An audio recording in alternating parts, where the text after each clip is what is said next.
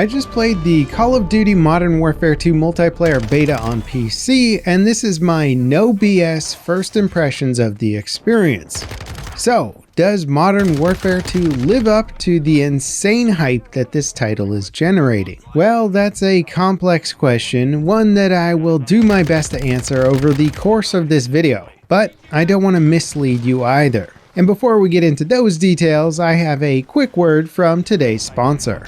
Have you ever been customizing your character's hair in-game and thought, boy, I wish I had these kind of choices in real life? Well, you have a lot more choices than you might think. Today's sponsor, Keeps, offers clinically proven treatments that prevents hair loss, but you have to make the choice to keep that hair. If you're a guy, there's a 2 out of 3 chance that you're going to start seeing signs of hair loss by the age of 35. And while you can't get back what you've already lost, the sooner you start using Keeps treatments, the more hair that you'll save. Luckily, they make it very easy to get started. Just visit keeps.com/levelcap and talk to their expert medical advisors 24/7 to get your own personalized treatments. Keeps does everything online and through the mail, so there's no taking time out of your day for doctor's visits or pharmacy trips. Get your treatment plan sorted out today and save 50% off your first order by going to keeps.com/levelcap. And while it can take between 4 and 12 months to start seeing results, these before and after photos really speak for themselves. Again, that's keeps.com/levelcap.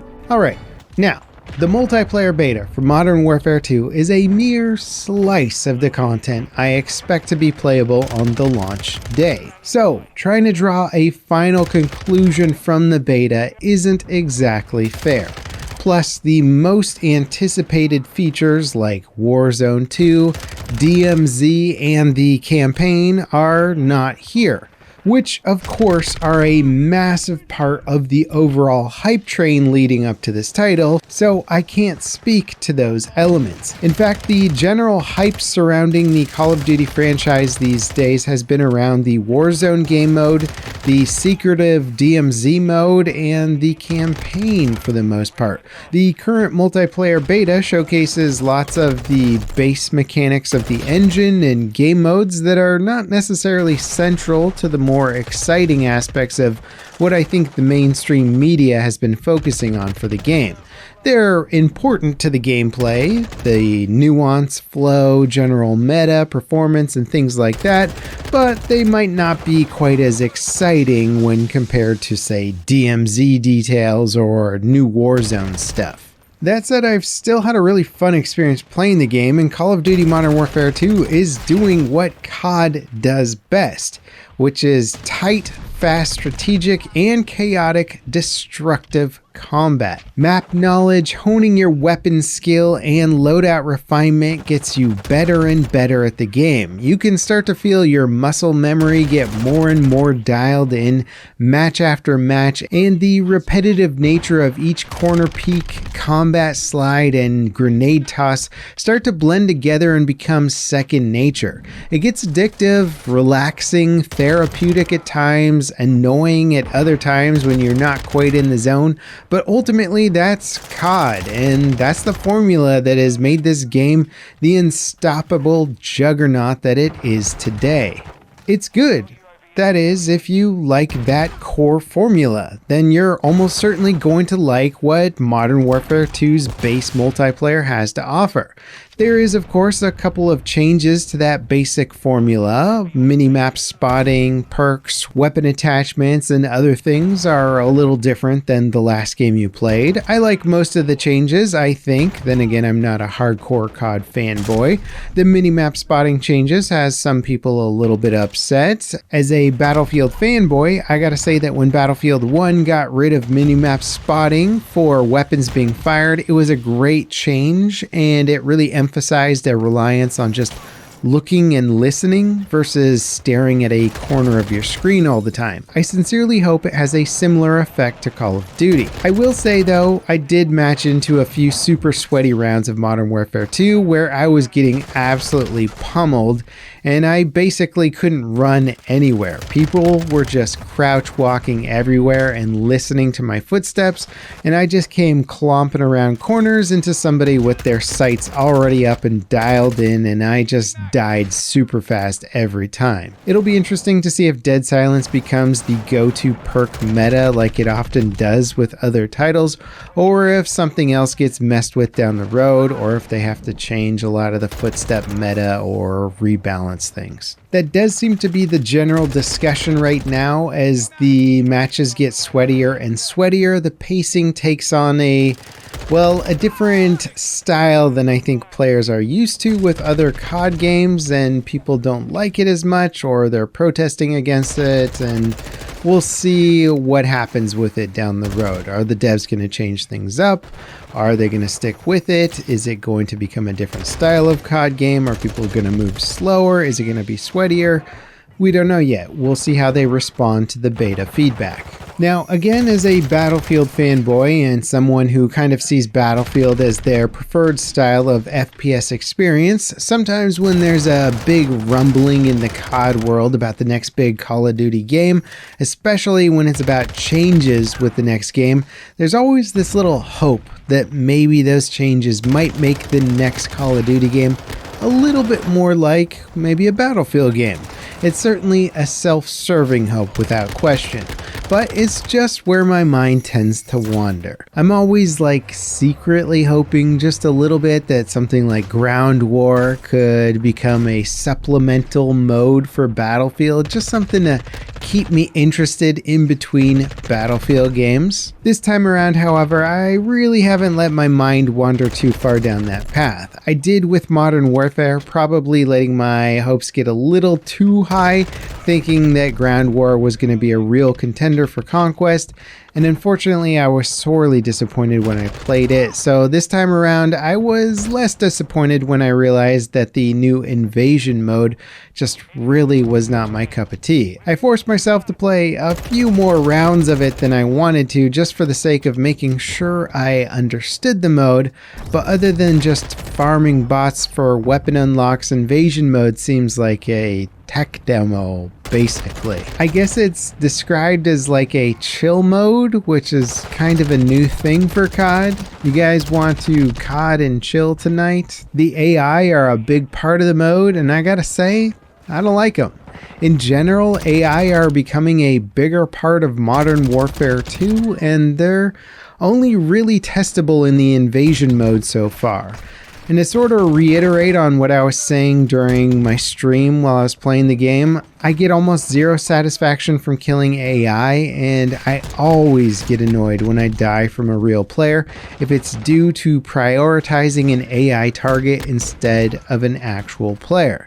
It's the same in 2042, and I've said it in Battlefield's case that I'd rather that DICE didn't backfill servers with bots, but just had low pop servers instead. Now, to be fair to Infinity Ward, I don't think it's their plan to backfill servers here, as I only ever saw the bots in the new Invasion mode, as that's just the point of the mode. I think it's some kind of just bot farm with the occasional other player that you run into. But based on the feedback from the streamer event with Warzone, there was some similar bot related feedback of people just not really enjoying fighting against bots in a mode where you're also fighting against other players. And having heard that and knowing that DMZ is heavily reliant on bots for the appeal, well, DMZ just seems far less appealing now. There's still a huge amount that we don't know about DMZ, and Infinity Ward have mentioned that the bots in this mode are going to be far more challenging and stuff, and so there's a huge amount of factors that we don't yet understand. Where Invasion has been described as more of a chill mode, so the AI doesn't sound challenging, and DMZ is not described that way, so it could be a totally different experience, and I could be completely wrong here, but again, this is just my gut reaction to hearing about the AI and having experienced the AI in Invasion. I'm just like, oh no, I'm not looking forward to it now. It's also somewhat comical that COD Mobile is now like proudly marketing how they're able to matchmake you with a whole bunch of real players and avoiding bot matches, which seems very backwards now in the world. Mobile is getting you matched against real players, and console and PCs are getting you matched against bots. It's like we're in an episode of The Twilight Zone. Anyway, as far as the beta goes, it's just one mode that you have to choose to match into that has bots in it, and it's totally avoidable, so it's not really a big deal for the beta at all.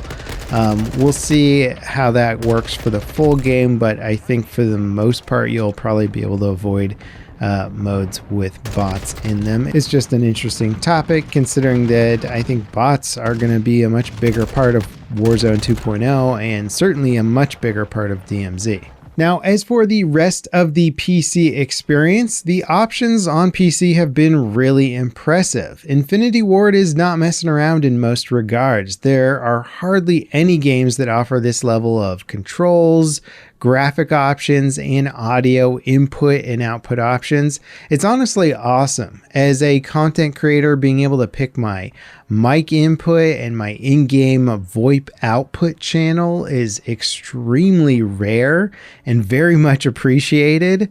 This is not new for a COD title either on the PC. So good on you, Infinity Ward, for sticking with this like highly customizable options. It's super appreciated. And honestly, it's kind of insane to think about it, because I've reviewed COD PC ports on this YouTube channel that were so bad that I could barely play them because the mouse sensitivity was like tied to fluctuating frame rates. And so I'd like drag the mouse and my character would like do like a 720, and then other times I would barely turn around. Like it was just super bad, and that's like what a COD PC port was one year. And now the titles are so fantastic that they have more functionality than a Battlefield title. So I mean, they've really come a long way, and it's very impressive. Now that said, I did run into some beta stuff, and not everything is as optimized as I'd like it to be. The beta crashed probably about once an hour for me. It is of course a beta, so I'm not expecting polished product performance, but we're a month out from launch, so I'm hoping to not be crashing this frequently when the game launches, or preferably not to be crashing at all. The frame rate to visual quality ratio really doesn't measure up to my standards. It should be a bit higher in my opinion. Playing on extreme or even low graphics settings, the FPS was usually over 100 frames per second, but often under 120 frames per second, even on the lower visual settings at 1440p resolution. And I mean, again, this is on smaller maps with not very high player counts. Given the visual quality, which I'll admit is pretty good in this game, it still just seems like the game should be running at a much higher frame rate. And while that might sound a bit snobby to be complaining about 120 FPS, I mean, it's, you know, I've got a 3080 Ti and one of the best gaming CPUs out there, plenty of RAM. I should be getting extremely high FPS, and I'm used to playing games that look visually equivalent or visually better and have much further draw distances, play with more players, have equivalent animation quality, higher tick rates, that kind of stuff, and often run at higher frame rates. So again, I am giving this a pass for beta. I would hope to see a bit more optimization. And again, I didn't see any beta drivers drop for this, which is actually pretty unusual. Usually NVIDIA drops some updated beta drivers for a Call of Duty beta, and I didn't see any, which is very weird. Maybe even related to the fact that it was crashing so much while I was playing the beta. So maybe that has something to do with a slightly lower frame rate. Now, beta issues aside, ultimately Modern Warfare 2 seems like a very safe addition to the COD franchise so far. It is hard to run around shouting from the hilltops based on what I've seen so far, because what I've seen is, well, nothing particularly new. The gunsmith is kinda cool, but it is more or less a slick looking weapon bench with some somewhat convoluted UI. I seriously appreciate not needing to unlock so many new attachments for every new weapon. It is such a good quality of life change for the game. For the most part, Modern Warfare 2 is playing it pretty safe with the core elements of the game, and that's pretty typical for Call of Duty. They play it safe, they do small bits of innovation, they don't change too much.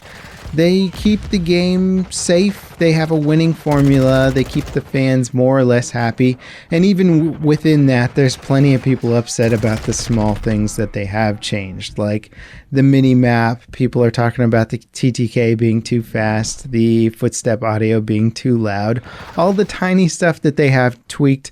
People are already complaining about it, and I can't say I'm deep enough in the meta to say whether or not I like the new style more or less compared to the old way because, well, I've been playing Battlefield this whole time and not Call of Duty. Honestly, the more interesting aspects of Modern Warfare 2 are probably going to be Warzone 2, its campaign, and I'm starting to think less so DMZ if it's based on its AI tech. Not knowing in itself kind of makes DMZ interesting still. The base multiplayer is safe and it's pretty fun, despite the potential grievances among the hardcore fans, of which I am not. I have had a good time with it, and I would imagine that it's no more than a few balance passes away from dialing things into appeasing the vast majority of players. Also, the new hostage rescue mode was pretty darn solid and plays surprisingly well for a very quick single elimination round based experience. Good fun if you want something a bit less chaotic than some of the standard modes. Open beta starts tomorrow if you want to give it a try for yourself. As always guys, thanks for watching. Check out the Keeps link in the description if you guys want to save some of that hair on your head. And if you want to see a little bit of me playing Modern Warfare 2 raw, learning the game in a live fashion and even seeing what I look like, check out this video right here. As always guys, thanks for watching, and I'll catch you next time. This is Levelcap, signing off.